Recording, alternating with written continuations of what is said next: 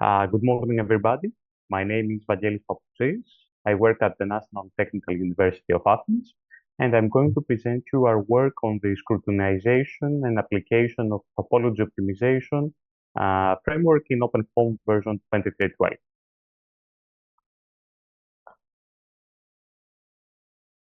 So a couple of words about what topology optimization is. It is primarily used for the early design of duct systems with known inlets and outlets, like the one over here, where we have one known inlet and two known outlets. It doesn't include any shape parameterization, and its target is to solidify the counterproductive cells in this domain through a source term in the flow equation. This source term depends on a fluid-solid indicator field that we call beta, and wherever beta is close to 1, we have solidified parts of the domain, like these ones over here, whereas when beta is close to 0, we have the flow domain. In topology optimization, we seek this optimal beta distribution, this optimal beta identifier, to minimize an objective function and satisfy the given constraint. The number of the design variables that we have in the topology optimization is equal to the number of mesh cells, and hence it makes sense to use the adjoint method to compute the sensitivity derivatives of our objective function with respect to the design variable. Let us have a look at how we modify our flow equations in topology optimization. Here we have the typical incompressible Navier-Stokes equations, but we have also added these so-called Brinkman penalization terms, the underlying terms, that depend on beta, the fluid-solid identifier that we were discussing before, and they also depend on beta max, which is a dimension constant that tries to ensure that the variable for which we are solving tends to 0 in areas where beta is close to 1.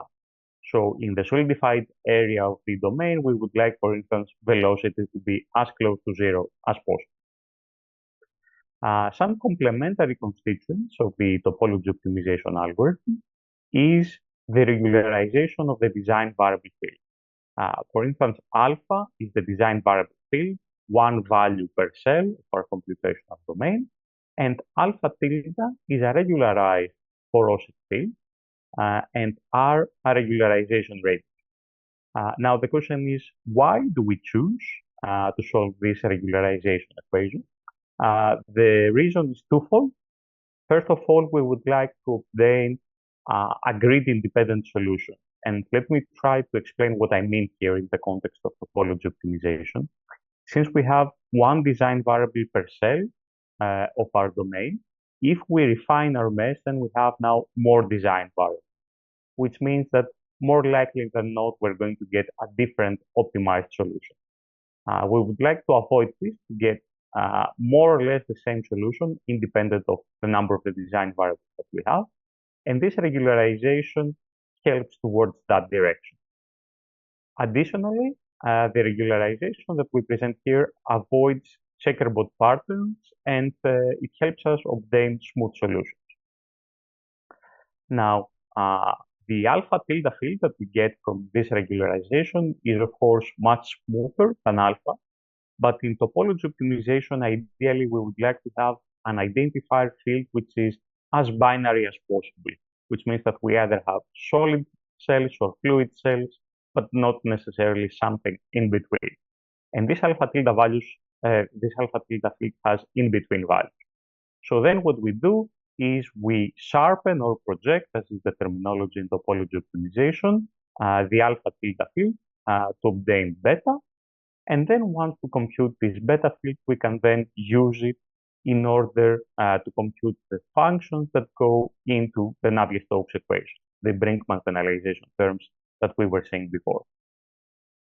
Just an overview of the process for getting from the design variables fields that we see here from alpha through the regularization to our regularized field alpha tilde, and eventually through projection and sharpening to compute beta, which is the argument then of the Brinkman penalization terms. The topology optimization loop is listed here, where initially we define our design variables alpha, we solve our flow equations, which include the Brinkman penalization terms. We compute our objective and constraint functions, for instance, losses, uniformity index at the outlet, the equidistribution of the mass flow rate of the various outlets, etc. We solve our adjoint equations, and then using the flow and the adjoint solution, u and psi, we compute the gradient of our objective function with respect to our design variable. And this gradient is what drives our optimization loop. Then we update our design variables alpha through a method that can handle inequality constraints. And in version 2312, the methods that can handle inequality constraints are the null space method, MMA, and SQP. Finally, once we have computed the updated design variables field alpha, we go through the regularization of the projection step that we were seeing before. We compute alpha, tilde, and beta, which eventually defines our next geometry, which will be understood by the Brinkman penalization terms in this next optimization cycle. Now, the software has also the capability to extract an STL out of this beta field in order to output the actual geometry, an actual geometry. And this we can then use in order to make body-fitted grids on the optimized geometry to test whether the flow solution we're getting with the Brinkman penalization terms is close to a body-fitted solution or not. We will come back to this item later on in the presentation. So in the applications that follow, we're going to have the following objective and constraint functions.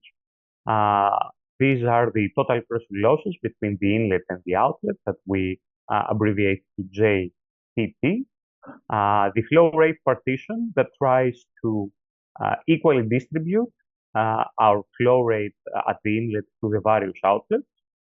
We have a non-uniformity index that tries to increase uniformity at the various outlets of our computational domain. And finally, we have a constraint that is related to the part of the computational domain that is occupied by fluid. And we call this the fluid volume constraint, as we will see later on. Now let's have a look at the case that we're going to scrutinize and then optimize. This case is a simplified version of an optimization problem for a foot channel in an HVAC duct of a car. We have an inlet here and 3 outlets at the top. We have turbulent flows with a Reynolds number of 10 to the 5th, and again 10 to the 5th design variables, more or less. And we're going to perform a few investigations related to the role of the volume constraint, the effect of the update method, the effect of the regularization radius, and finally we're going to have a look at a case with multiple constraints to showcase that the method can indeed tackle complex cases with multiple constraints and objective functions.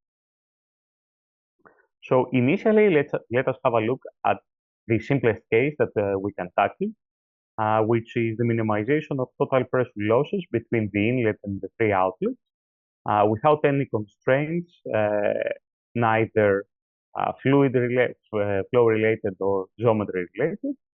And the regularization radius here that we choose is 10 times the mean cell size of the mesh. So if we play this animation, we will see how the geometry evolves throughout the optimization cycles.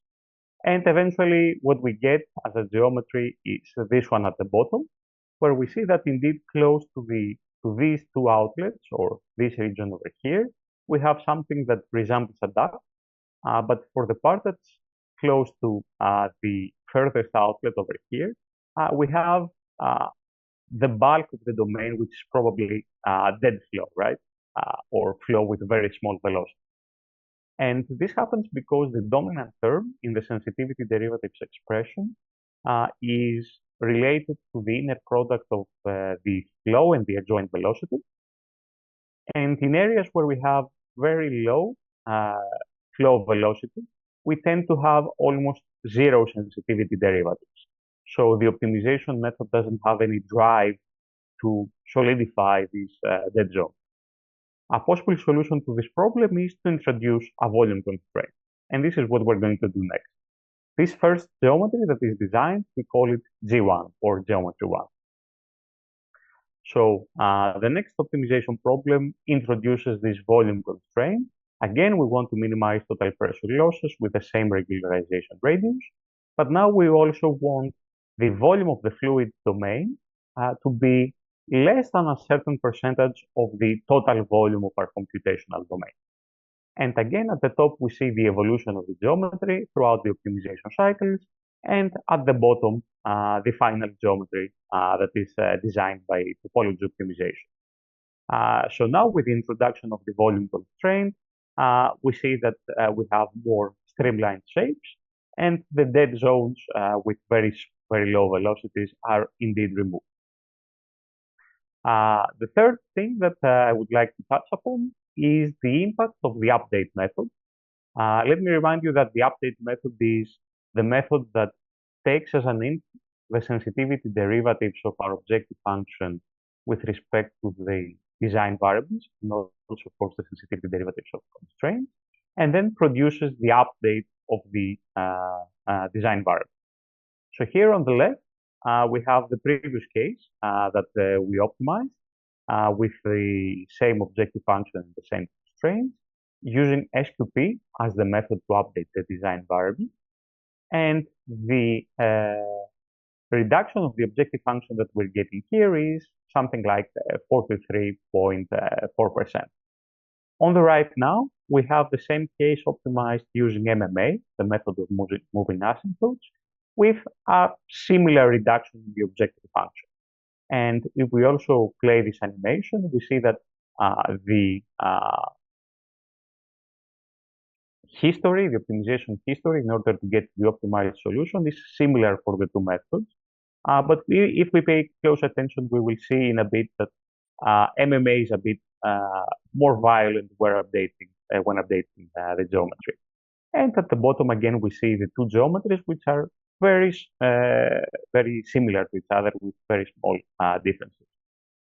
If we also see the optimization history, we will see that indeed SQP converges faster and a bit smoother than MMA, but eventually the two methods converge almost to the same objective function value.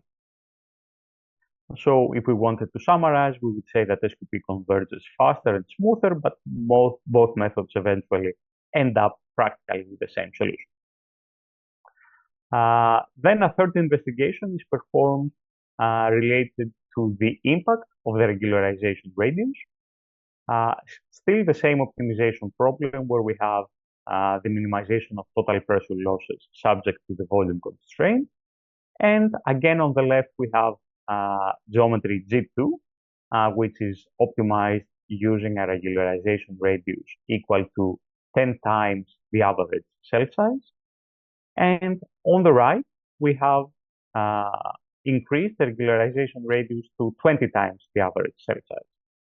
And as we will see, the geometry that we obtain at the end is, of course, smoother since we increased our regularization radius.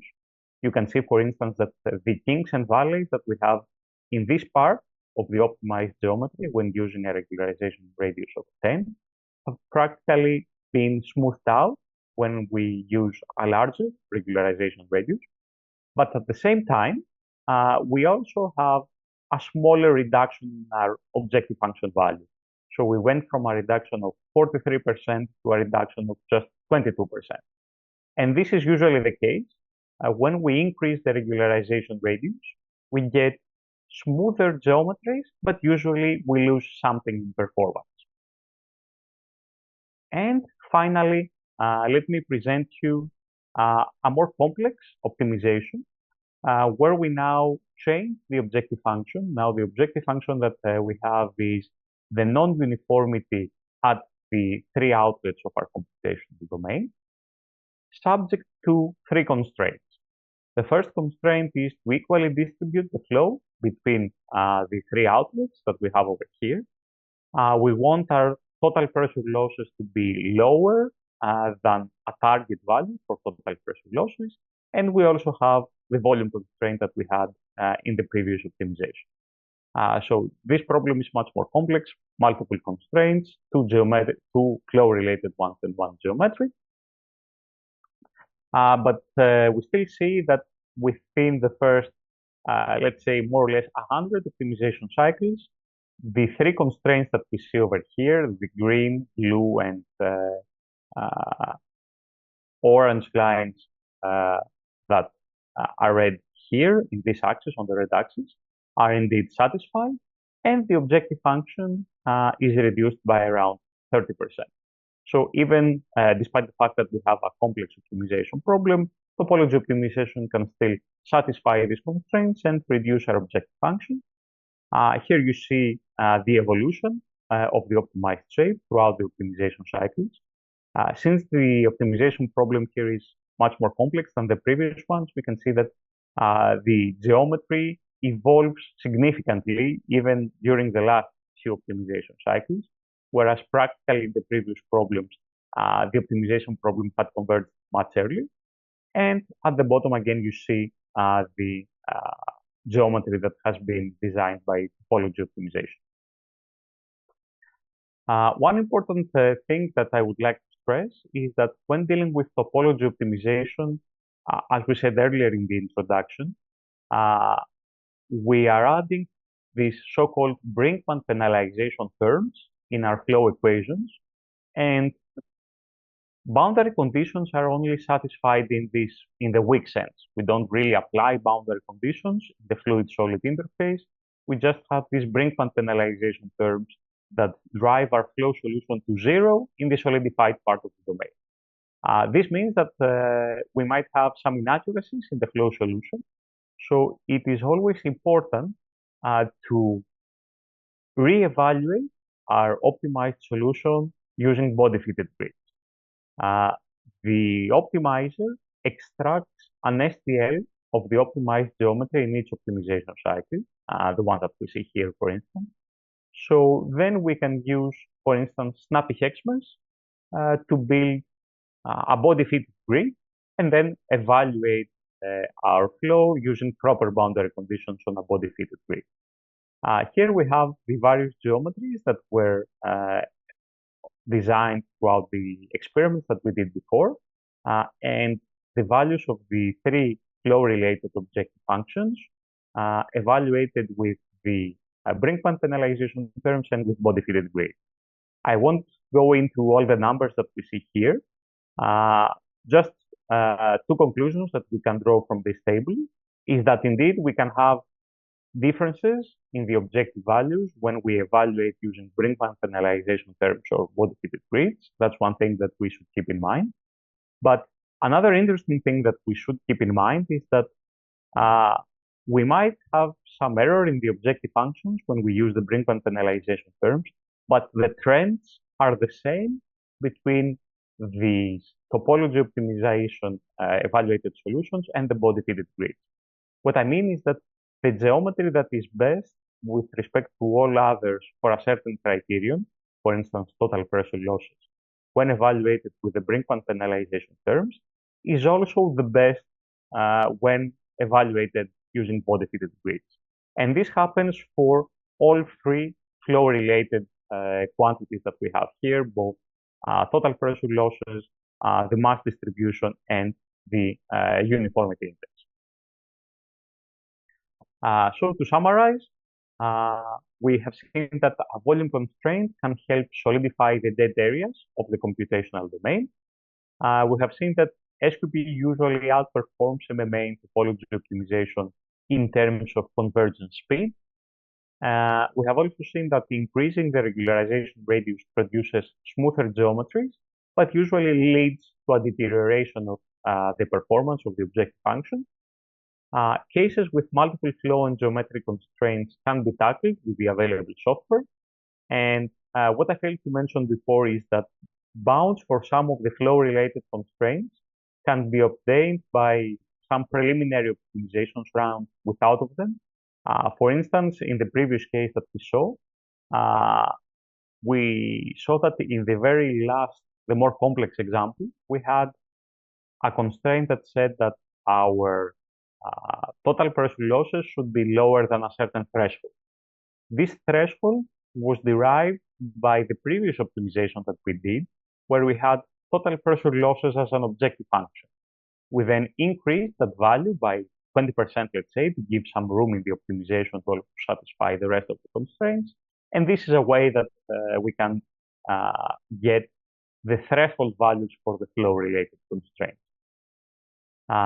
Additionally, a mechanism for extracting the fluid-solid interface is embedded into the optimizer using the topology to shape transition. And we can use these geometries in order, first of all, to reevaluate our topology optimization solutions on body-fitted grids, and also, if we want, to use them as a starting point for a subsequent shape optimization to fine-tune our results. Due to the large number of design variables, usually we need something like 50 to 250 optimization cycles to obtain a converged solution. And finally, what I failed to mention up to this point is that all of this is embedded into the adjoint optimization foam executable that you can find in version 2312 and beyond, of course, in the version of OpenFOAM that is distributed by OpenFOAM. Thank you very much for your attention, and if you have any questions, I would be happy to answer them.